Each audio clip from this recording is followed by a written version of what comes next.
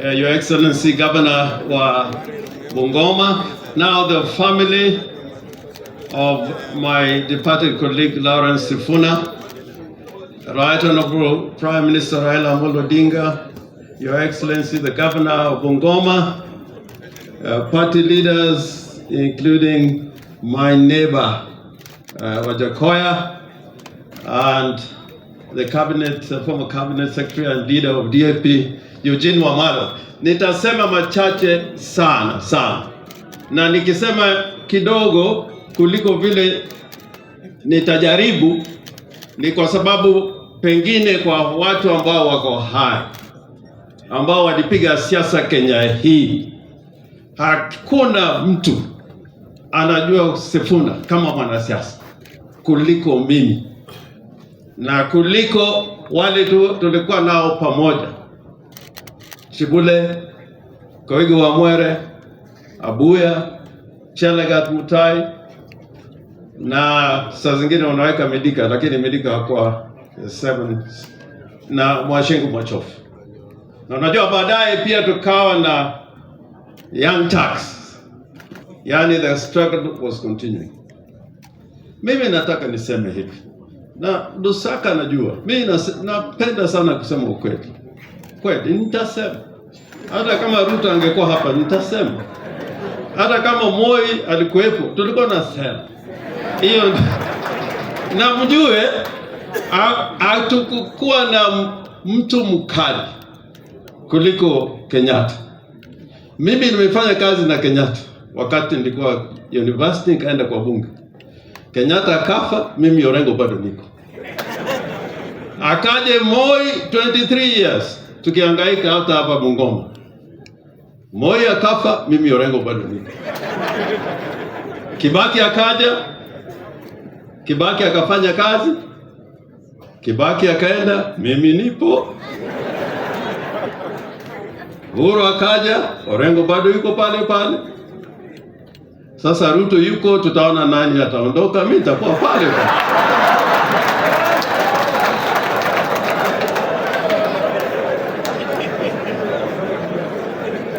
Na nasema hii, kulikuwa wakati mwingine nilikuwa kwa Nyang'nyong'o, kulikuwa mama bwana alikufa, tuko kwa mazishi. Watu wakaanza kuongea, naongea vile huyo jamaa alikuwa mtu mzuri, amefanya hii, hata mtu ambaye hakuwa hajamuona maisha anakuja na simama. Sisi tunatoka usijui Kajulu, huyo mtu ni mzuri. Wacha mjane mwenyewe asimama. Anasema hao wameongea hapa, sijui anajua huyo bwana yangu. Huyo bwana yangu wacha alale, mimi najua. Kwa sababu chochote inafanyika hapa Nyalenda, ikiwa kuna wizi, polisi wanakuja hapa. Unajua waombelezaji walitaka kumpiga yuo mama, wanataka kumpiga, lakini wengine wakasema yeye ndiye anamjua bwana yake, wacha aseme. Sasa wacha mimi niseme mambo ya Sifuna. Hawa wanaongea hawajui Sifuna, hawajui Sifuna hawa.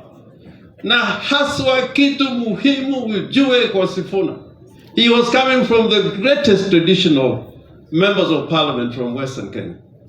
I think we should remember that.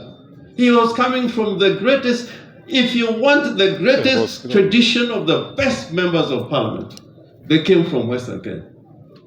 Na mjue, musiogope kwa hiyo in that tradition.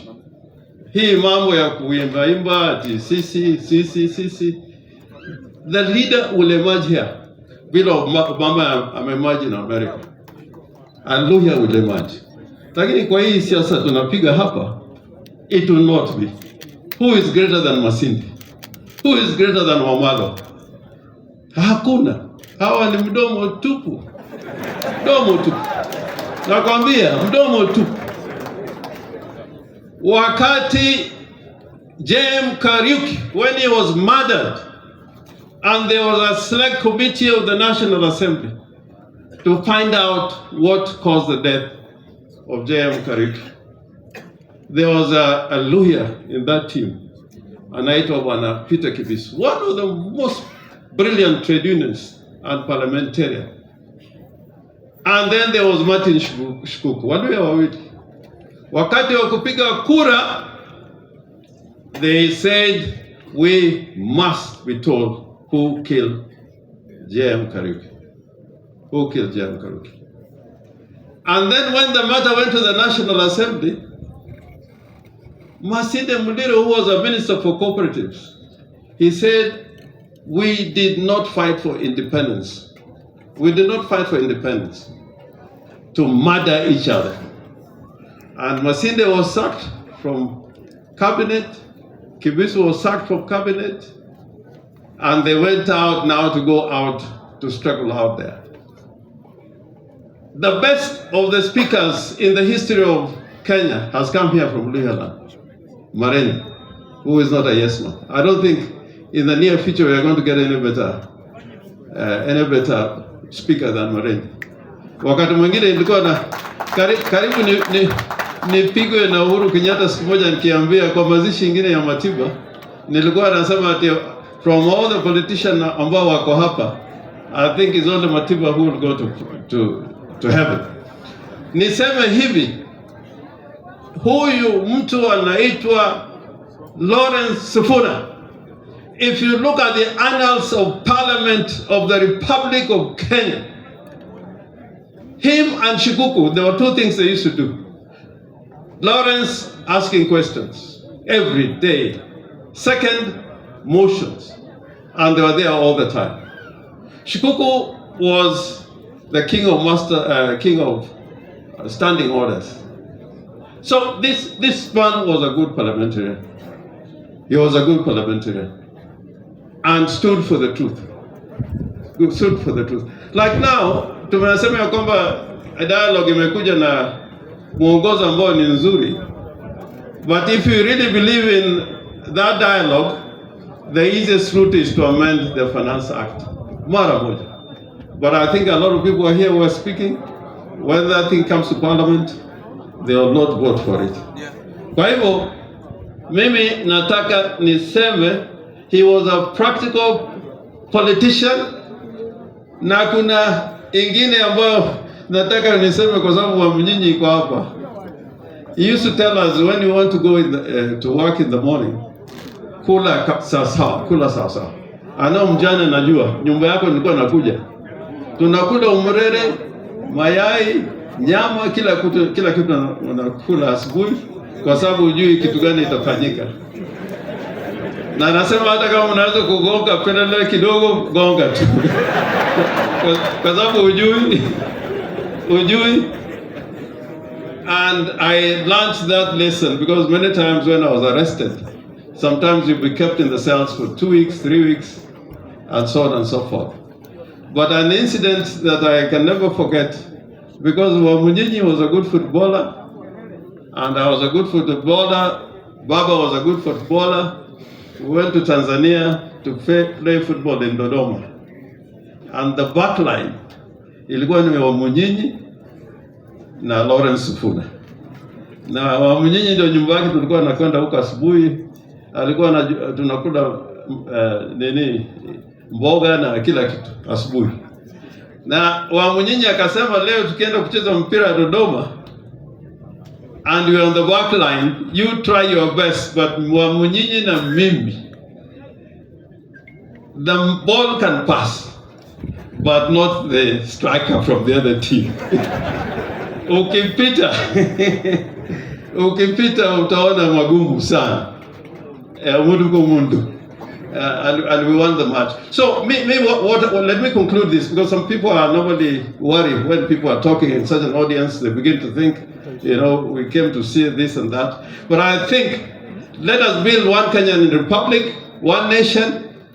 And a republic is not a country where you tell people where heshimu serikali. There's nothing like that in a republic. In a republic.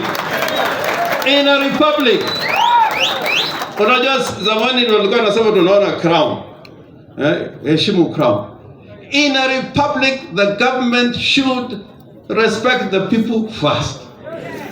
Respect the people first. So when people go hungry, you tend to them. You don't tell them respect the government of the day.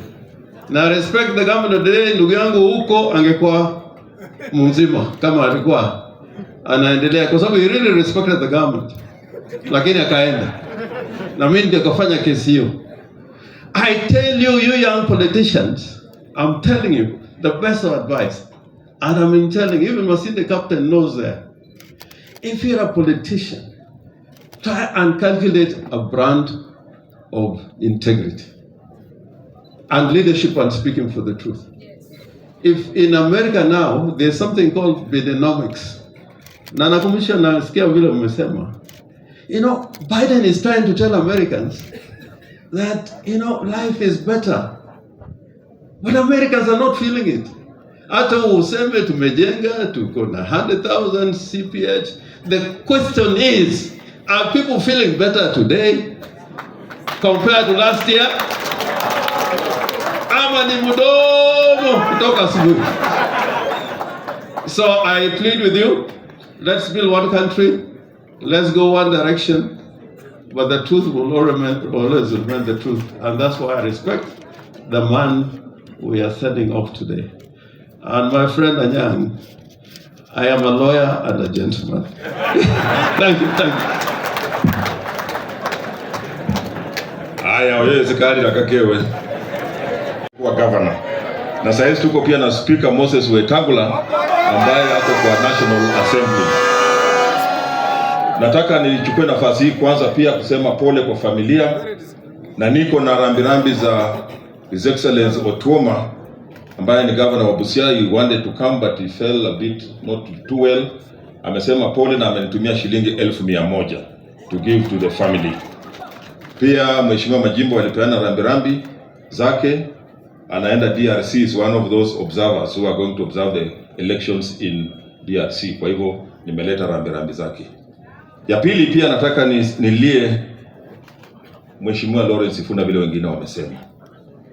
I knew in 1979 when I was a student in Form 3, kule Kibabi alikuja na ile lori wameweka kwa kichwa yake. The first time to see somebody na lori katikati, tulikuwa tumezoea ya upande huu. And he was very impressive. Walikuwa wana compete na mtu anaitwa Frederick Masinde. He won the elections that 1979 and he went and became a very fearless leader. Na vile mheshimiwa wengine wamesema, I'll remind you two incidents where this man is fearless. One, alikuja hapa akaambia Moi watu wakunywe busa. Alisema lusaria baheba, wando kabanywe busa. Moi akamwambia mtakula hiyo baheba yenu. Ya pili, this man lying here, the gentleman, with due respect to the Prime Minister, Raila Odinga, and he knows the history. O kawo ya isia, Jaramogi Oginga Odinga 1992 mkutano kwao. Alisimamisha mkutano akasema mkutano haiwezi kuendelea. That is how courageous he was at that time. He was in Ford Asili. Alikuwa ametoka Ford Kenya, ameingia Ford Asili. So he was a very fearless person.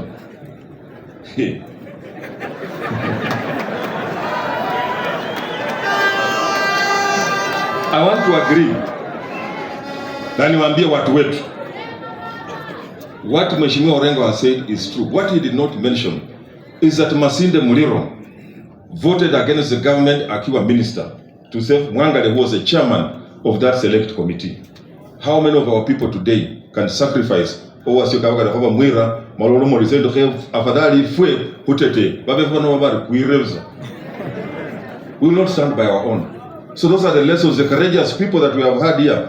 Masinde Muliro was sacked because he saved Mwangale from being killed, because he was a chairman who had said the government had killed J.M. Kariuki. So I want to appeal to our leaders. Let us be our brother's keeper.